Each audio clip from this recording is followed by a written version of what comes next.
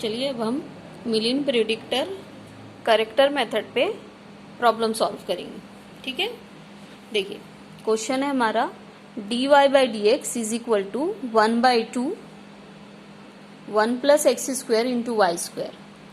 ये dy by d x है और ये जो राइट हैंड साइड रहेगा ये हमारा एफ ऑफ एक्स वाई रहेगा। अब आप कंडीशन देखिए यहाँ पे क्या है, y of 0 is equal to 1 given है आपको, y ऑफ 0.1 1.06 गिवन है, y ऑफ 0.2 1.12, y ऑफ 0.3 1.21।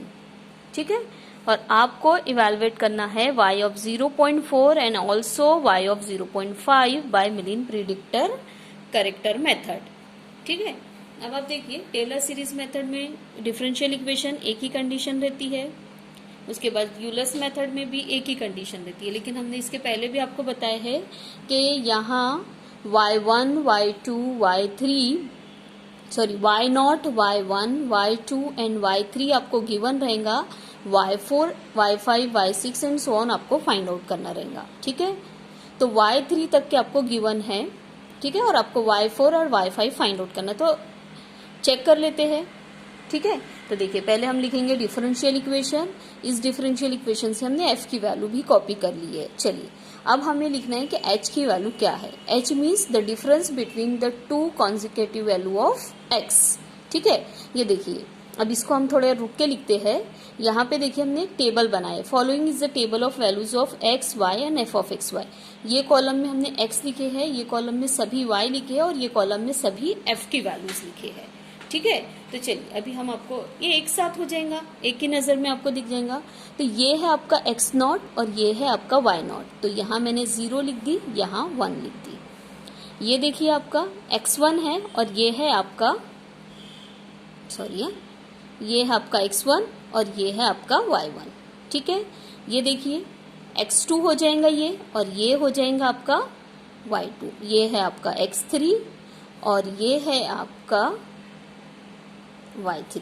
ठीक है, अब आप सोच रहे होंगे कि y4, तो सबसे पहले चेक कर लेते हैं। देखो 0 के बाद 0.1 0.2 0.3, आप कोई भी दो x की वैल्यूज ले लीजिए, उनका डिफरेंस जो है the difference between these two the difference between these two the difference between these two is 0.1।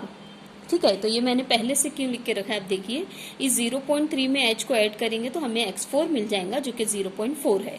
तो यहाँ पे लिखना जरूरी नहीं था, लेकिन हमने लिख लिया है। ठीक है, तो ये आपका x4 हो जाएगा। तो आपको इसका मतलब है y ऑफ x4 भी फाइंड आउट करना है, y ऑफ x5 भी फाइंड आउट करना है।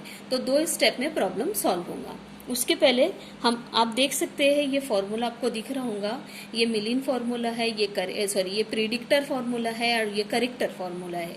यहाँ पे देखिए F1 F2 F3 की रिक्वायरमेंट है, यहाँ F2 F3 की रिक्वायरमेंट है, F4 अभी मैं नहीं बोलती। ठीक है, तो we have to find all these value. F0 की जरूरत नहीं है, लेकिन हम लोग फाइंड आउट करके रख लेंगे। ठीक है, ऐसा कोई खास वो नहीं है कि नहीं फाइंड आउट करना ही है, कंपल्शन नहीं है। अब लिख लिए तो हम फाइंड आउट कर लेंगे। ठीक है, हाँ, तो अब ये कैसे फाइंड आउट करेंगे, ये है आप F0 का मतलब क्या होता है बेटा, एक सेकेंड आपको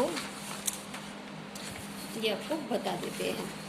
ठीक है, एक सेकेंड रुक जाइए। F0 आपको इसके पहले ही बताया, f की value at x0 y0, F1 f की वैल्यू एट x1 y1।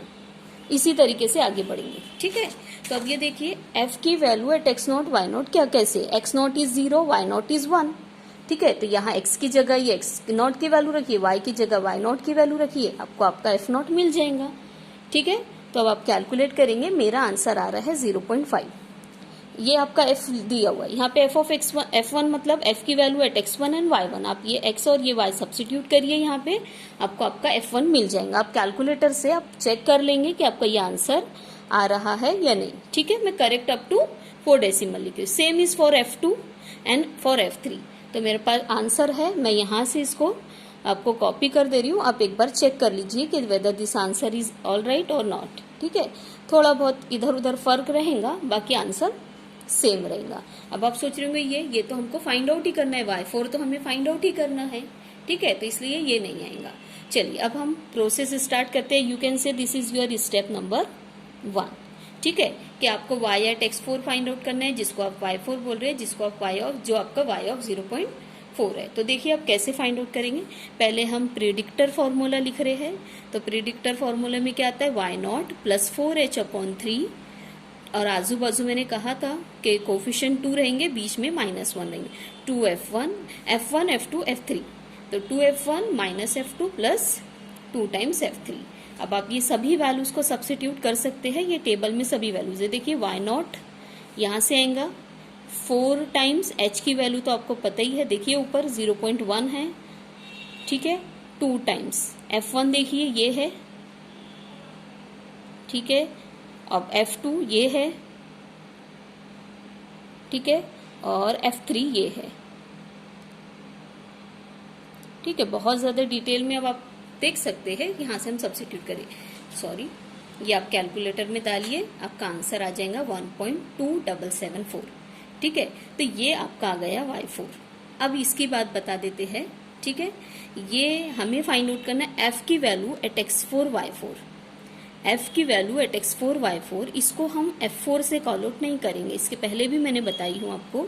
ये जो f4 की वैल्यू है पहली अप्रोक्सीमेट वैल्यू है, इसलिए एक्चुअली बुक में भी यही नोटेशन यूज किया हुआ है, इसीलिए आप भी यूज करें तो ज्यादा बेस्ट होगा, ठीक है। तो f की वैल्यू एट x4 y4, आप f4 नहीं कहेंगे, पहली अप्रोक्सीमेट वैल्यू है, इसलिए इसको आप f4 से कॉल आउट करेंगे, ठीक है। तो x4 ये है आपका, y4 ये है, ये आपकी फाइनल वैल्यू नहीं है, इससे और more correct value find out होंगी, लेकिन ये पहली वैल्यू है, इसलिए इसको हम f4 कह रहे हैं, ठीक है। तो ये x4 है बेटा और ये y4 है। यहाँ आप f की जगह पे, x की जगह पे 0.4, y की जगह पे ये रखिए और आप आंसर चेक कर लीजिए कि ये आ रहा है कि नहीं, ठीक है। अब हमारा प्रिडिक्टर के बाद करेक्टर मेथड आएगा, तो करेक्टर मेथड में ये y4 था, ये y4 बन जाएगा। तो यहाँ पे है y4 मतलब करेक्टर मेथड में इटरेशन प्रोसेस है, पहली वैल्यू, फिर y4 की पहली वैल्यू, फिर उसके बाद दूसरी वैल्यू, फिर उसके बाद तीसरी वैल्यू, जब तक के 2 कॉन्जिक्यूटिव वैल्यू सेम नहीं आएंगी तब तक के हम इसको प्रोसेस को कंटिन्यू रखेंगे, ठीक है। तो ये फॉर्मूला है y4 + h/3 f2 + 4 × f3, और ये जो f4 की वैल्यू है आप इसको f4 नहीं करेंगे, f4 ये है। तो अब आप सभी वैल्यूज को देखिए, ये y2 की वैल्यू है, ये देखिए मैं यहाँ से लिखी, h की वैल्यू तो आपको लर्न हो जाना चाहिए। अब देखिए ये है, सॉरी, ये है आपका f2, f3 उसके नीचे दिख रहा होगा आपको, देखिए, और ये f4 जो पहली f4 की वैल्यू है वो ये। आप सभी कैलकुलेटर में डालिए, आपका ये आंसर आ जाएगा। अब ये f4 की पहली वैल्यू थी, अब x4 पे और y4 पे ये f की दूसरी वैल्यू है, जो कि आपको यहीं पे सब्स्टिट्यूट करना है, x4 ये रखना है, y4 आपका बदलते जा रहा है, ये रखना है, और आपका ये आंसर आएगा, ठीक है।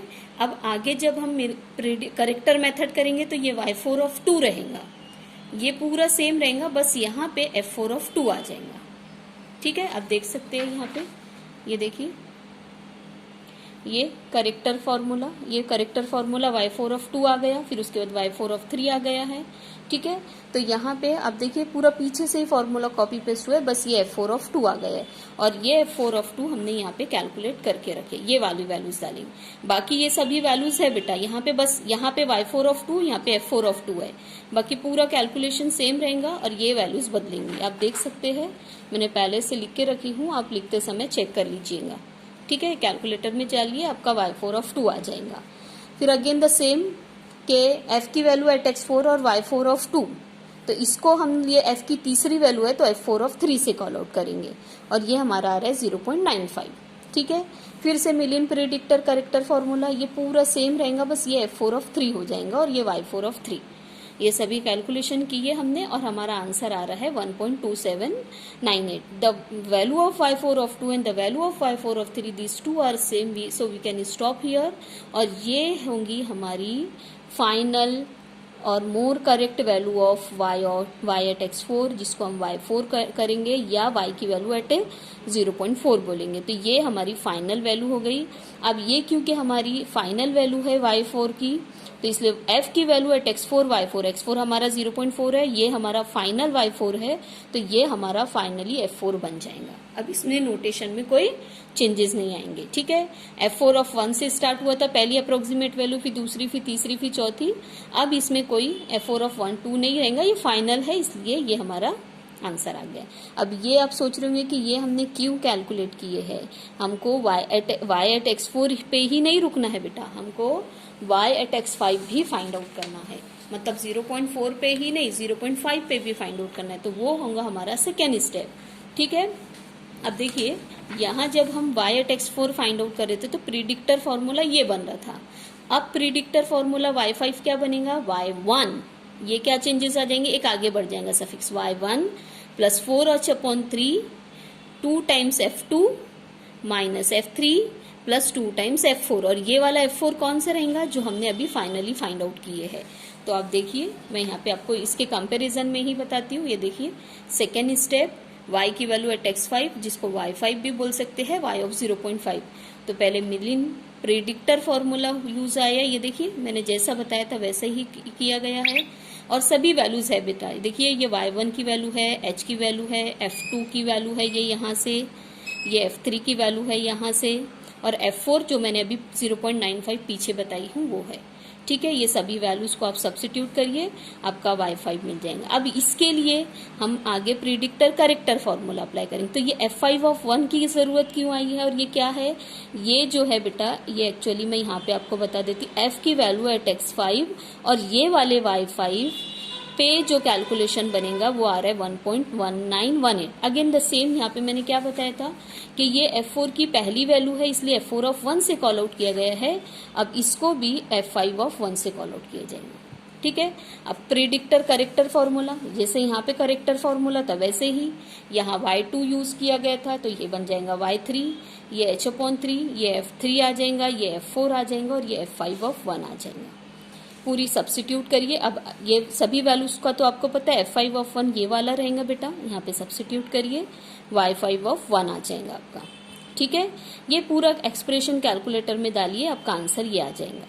अब f की वैल्यू, ये f की पहली वैल्यू थी, ये दूसरी वैल्यू है, तो ये x5 और y5 ऑफ 1 पे रहेगा, तो ये हमारा ये आंसर आ रहा है।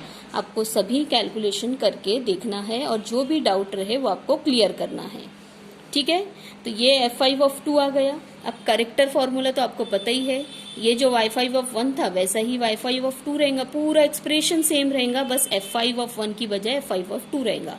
और कैलकुलेटर में भी आप f5 ऑफ 2 को डिलीट करके ये वाली वैल्यूज पुट कर दीजिए। जैसे ये y3 है 1.21, देखिए ये यहाँ पे है, फिर h की वैल्यू है 0.1/3, f3 की वैल्यू है 0.7980, ठीक है।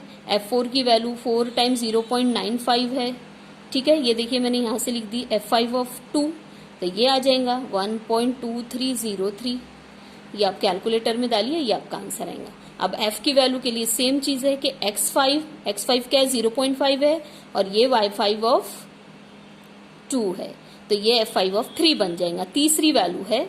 और ये आप f की ये वाले एक्सप्रेशन में आपको सब f ये वाला ये एक्सप्रेशन है, ये वैल्यू सब्स्टिट्यूट करेंगे, आपका f5 ऑफ 3 आएगा। प्रोसेस कब तक कंटिन्यू करना है, जब तक कि दो y की वैल्यू सेम नहीं आ जाती। फिर आप देख रहे होंगे y5 ऑफ 3 भी फॉर्मूला लिखा गया है, अगेन द सेम फॉर्मूला, बस f5 ऑफ 2 की जगह 3 आ गया है। सब्स्टिट्यूशन में भी सेम रहेगा, मैंने यहाँ पे सब्स्टिट्यूट नहीं करी हूँ, लेकिन आप सेम सब्स्टिट्यूशन करके कैलकुलेटर में कैलकुलेट करेंगे तो यही आंसर आएगा। अगेन y5 ऑफ 3 पे और x5 पे आप f की वैल्यू कैलकुलेट करेंगे, ये चौथी अप्रोक्सीमेट वैल्यू है f की, इसलिए f5 ऑफ 4 आ जाएगा बेटा। f की फोर्थ वैल्यू है, इसलिए f5 ऑफ 4 आ गया है। Again the same predictor formula, आप देख सकते हैं कि ये दोनों ये 4 होना चाहिए, ये दोनों सेम है, ये देखिए।